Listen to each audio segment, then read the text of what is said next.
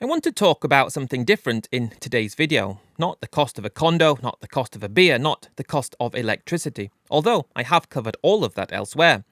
I want to talk about something more personal, which is the Philippines' dream itself. The thing that brought most Western men to the country in the first place. The thing that the cheerful YouTube content has been selling for over a decade. The thing that in 2026 is getting out of reach for the kind of Western foreigner who was, until quite recently, the natural customer attracted to the Philippines. Let me describe the dream for anyone watching who has not been on the receiving end of it. The Philippines dream is, in its most basic form, the promise of a comfortable, middle-aged Western life on a Western foreigner's modest budget. A nice condo in BGC or Makati or Cebu, a Filipino partner, the freedom to fly between the islands on a whim, the healthcare picture that does not bankrupt you when something goes wrong, the international restaurants when you want them, and the carinderias when you do not. The sense of being respected, of being welcomed, of being part of something larger than the post-industrial decline of your home country. The Philippines was, for a long time, the destination that delivered the package at a price point that the Western retiree could easily afford, for a life he could never afford at home. That dream has been the engine of the Philippines' expat inflow for the past 15 years. It's been the subject of countless YouTube videos. It's filled the comment sections of every Philippines channel with men describing their plans, their savings, their target moves. I've watched the dream operate as the central marketing pitch of the entire space for a long time as I've been making content about Southeast Asia. And what I want to tell you today is that the dream in 2026 is no longer affordable for the kind of Western foreigner who was the natural customer for it. The article version of this is over on my website. The link is in the description and the pinned comment.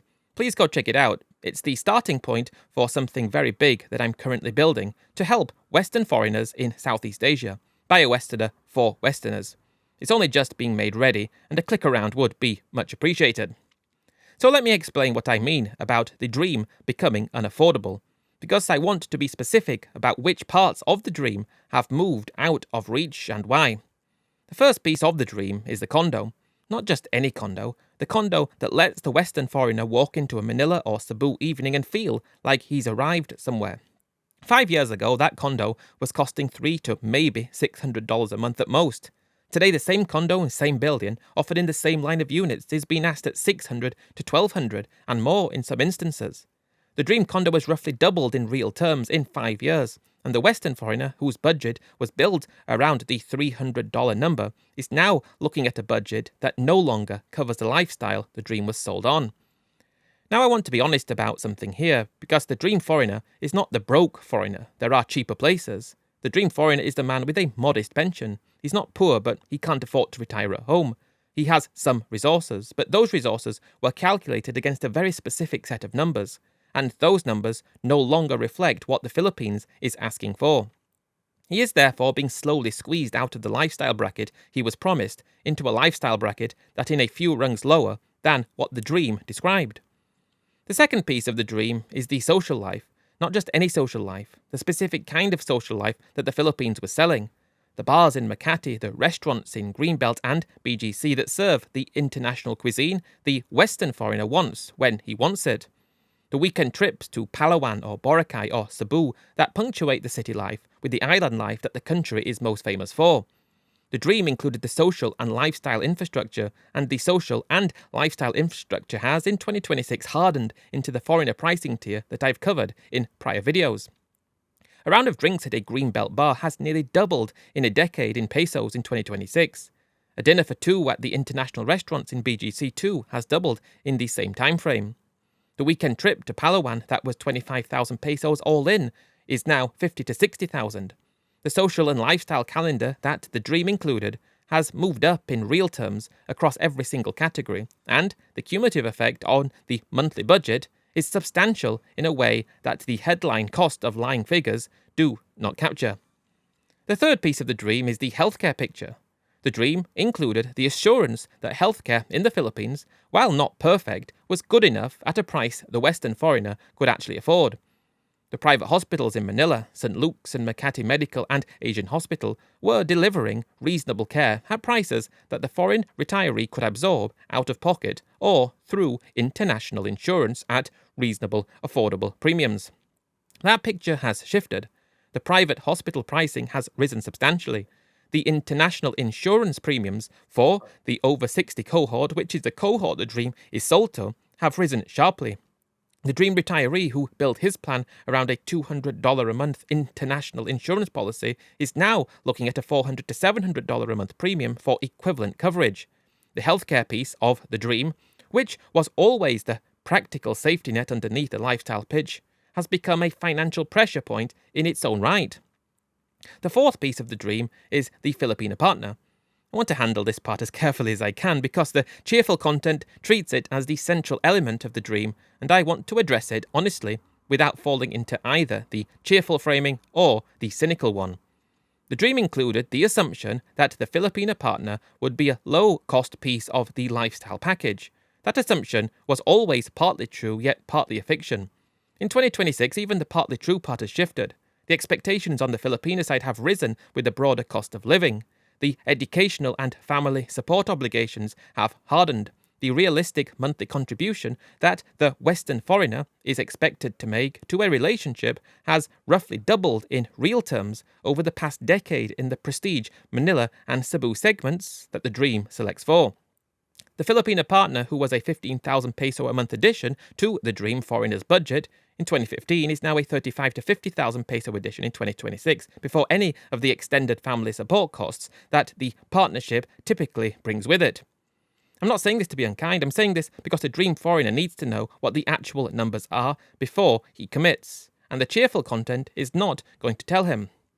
The relationship piece of the Dream has moved up in cost in the same way the condo, the social life and the healthcare have. The Dream foreigner who has not adjusted his expectations for this is the foreigner who is going to be unhappy when the reality lands.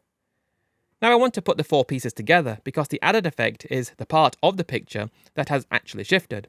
In 2015, the Dream foreigner was looking at a comfortable BGC or Makati lifestyle on a budget of around $1,200 to $1,800 a month all in, including the condo, the social life, the healthcare insurance and the relationship contribution.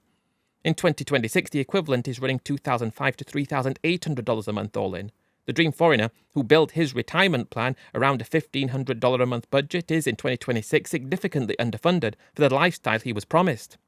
The Dream foreigner, who built his plan around a $2,000 a month budget, is just barely making it.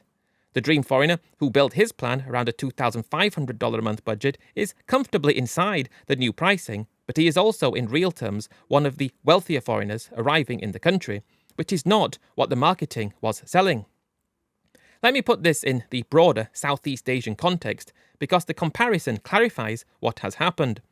The Philippines was, for a long time, the budget alternative to Thailand. The Western foreigner who could not quite afford Bangkok or Pattaya, who was looking at the older, less developed neighbourhoods of Chiang Mai, who was trying to make the regional move work on a much tighter budget, was the foreigner the Philippines' pitch was aimed at. The Philippines was selling itself as the destination one rung below Thailand on cost, with comparable lifestyle delivery for the dollar. That pitch was true for a long time. It is no longer true in 2026. In 2026, the Philippines is, on the Dream foreigner segment specifically, more expensive than Thailand for the equivalent package. The BGC condo costs similar or more than the Sukhumvit condo. The Manila private hospital costs more than the Bangkok private hospital. The Manila International Restaurant costs way more than the Bangkok International Restaurant, which itself is lunatically overpriced. The Manila domestic flight to a beach destination costs more than the equivalent Thai domestic flight. The Filipino partner, who used to be a budget advantage relative to the Thai equivalent, has, in the prestige segments at least, converged towards similar real terms contribution expectations. The cost arbitrage rationale that made the Philippines a viable budget alternative to Thailand for the Dream foreigner has effectively collapsed. The Philippines is now, in many of the categories that matter most to the Dream package, the more expensive option. So what does the Dream foreigner in 2026, given that the country he was planning to move to is no longer the country the brochure described? The honest answer is that the dream itself needs to be reconsidered. The dream that the Philippines was selling, the comfortable middle-class existence, Western lifestyle on a modest Western budget in a tropical Asian setting with all the trimmings, is no longer available in the Philippines at the price point that defined the original sale. The dream foreigner has, broadly, three options. The first option is to accept the new pricing and bring more money. If your savings are larger than the original dream assumed, the dream is still available, just at a higher price tag than you were originally budgeting for. The $2,005 to $3,008 budget covers the new pricing.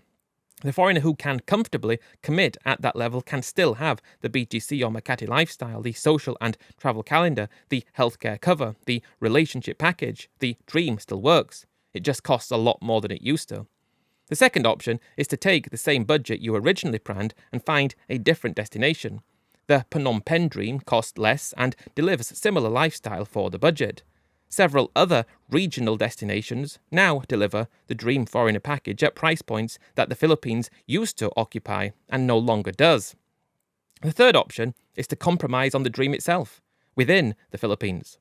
The provincial cities of Davao and Bacolod and Dumaguete still in some way offer a comfortable lifestyle at prices closer to the original dream budget, yet with a number of compromises. You're not in BGC or Cebu, you're not in a prestige urban environment, you don't have everything you want, the visible aspirational version of the dream is not necessarily the same. You're in a smaller, slower, more locally textured version of the Philippines that, for many foreigners, is a better fit anyway. Yet it's still not as cheap as it once was. The dream foreigner who can let go, though, of the prestige and want more than that and engage with more provincial, local-style Philippines can still have a comfortable existence, but forget the international things that you've become accustomed to and were expecting based on the budget in the first place. I want to close with the personal observation that has been forming for me as I've watched the Dream Foreigner segment over the past several years. The cheerful YouTube content built the dream over a decade by selecting the most photogenic versions of the Philippines, the most appealing condo tours, the most attractive Filipina partners, the most cheerful weekend trips. The dream that was sold was always a curated version of the country. The reality has always been more complicated. What has changed in 2026 is that the curated version of the dream has moved out of a price range for the natural customer of the dream, and the foreigner who arrives expecting the curated version on the older budget is the foreigner who is going to be the most disillusioned with what he actually finds. So if you're watching this and the dream sounds like what brought you to the Philippines in the first place, or what is bringing you there, I would ask you to do one thing. Look at the actual 2026 numbers before you commit. Build your budget from current prices, not from the prices you remember from the older content. Add the electricity supplies, add the relationship cost shift, add the healthcare insurance hardening, add the international flight inflation. Then ask yourself whether the dream, as you have been planning, is still affordable on the resources you have. If it is, the Philippines is still a beautiful country to commit to. If it is not, the honest move is to reconsider either the destination or the version of the dream that you are bringing with you. The Philippines dream that was sold for 15 years was, for a long time, an honest deal at an honest price. The country has moved on, the price has moved up, the dream has not been updated. The Western foreigner who is reading the older content and planning the older move is the foreigner who needs to hear, before he commits, that the country he is moving to is not the country the older content described. That is the version of the argument that I think really needs to be made now. It's not the cheerful version, it's the honest version. And the honest version, in my view, is what the dream foreigner deserves before he makes the ultimate move that he is going to spend the rest of his life living with. Thanks for tuning in to today's deep dive, guys. I really do appreciate it. Don't forget to go and have a click around on the website. It's going to be made bigger soon. Lots of exciting things to come soon. And I'll catch you in the next video. Cheers. Catch you in the next one and bye for now.